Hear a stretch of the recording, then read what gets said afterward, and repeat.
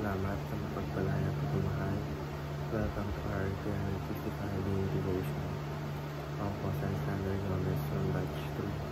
At ang topic po na tatalakay natin ngayon ay na-investment ka na ba? Ngayon po ang ating pag-aaral ay tungkol sa Matthew chapter 6 verses 19 to 21. At buksan po natin ang ating po sa PC sa magandang salita ng Diyos. Sinasabi dito na, do not store out for ourselves treasures on earth, where moths and vermin destroy, and where thieves break in and steal. But store up for yourselves treasures in heaven, where moths and vermin do not destroy, and where thieves do not break in and steal. For where your treasure is, there your heart will be also. Ay sa Tagalog, huwag kayo mag-import ng mga kayamanan dito sa lupa. Dito ay may naninira ang insekto at kalawang at may nakakapasok ng maganakaw.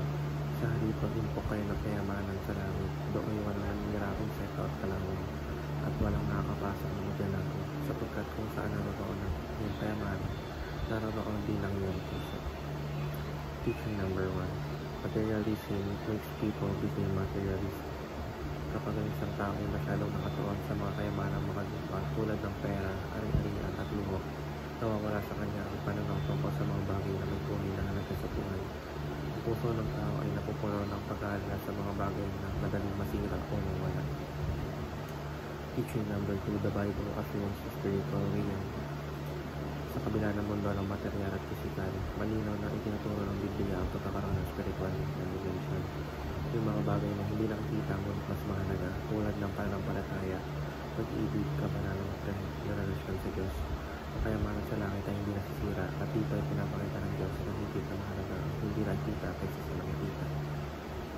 Teaching number 3. Christians invest in this present life for eternity. Hindi na ang lugar hindi na tayo magkatrabaho o mag-iipon. Ngunit ang ating desisyon at layunin sa buhay ay nakatuon sa buhay na walang hanggan. Kapag sinabi ng Jesus na sapagkat saan naroon ang iyong kayamanan, naroon din ang iyong puso. Pinapahiwatig niya ang ating pinahalagaan ay siyang nagdidikta kung saan tayo papunta, kung ito ba'y para sa sarili lamang o para sa Diyos. Application number 1. Reject materialism and materialistic attitude. Bilang mga Kristiyano, dapat natin bantayan ang ating puso laban sa labis na pagkagusto sa pera at tubo. Hindi masama ang magtrabaho at magkaroon ng ari-arian. Ngunit kapag ito ang naging sentro ng ating pagkatao, napapalitan ng mga bagay ang Diyos sa ating puso. Application number 2. Discover your life's purpose and live accordingly. Tanungin ang sarili, bakit naman narito? Hindi tayo nilikha ng Diyos upang mag-ipon lamang ng kayamanan, kundi upang gampanan ang kanyang layunin para sa atin. Maaaring ito tayo sa pamamagitan ng paglilingkod, pagbabahagi ng mabuting balita o pagmamahal sa kapwa. Application number 3. Take this present life as an investment for eternity. Katulad ng isang negosyante na namumuhunan ngayon para sa kinabukasan, tayo rin ay dapat namumuhunan sa mga espiritual na bagay ngayon.